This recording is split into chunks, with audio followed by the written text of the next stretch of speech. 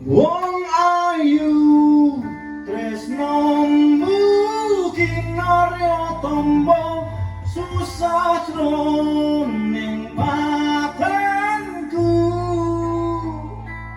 Wong teko sempurna rasa atimu tresnaku tulus ning kapur.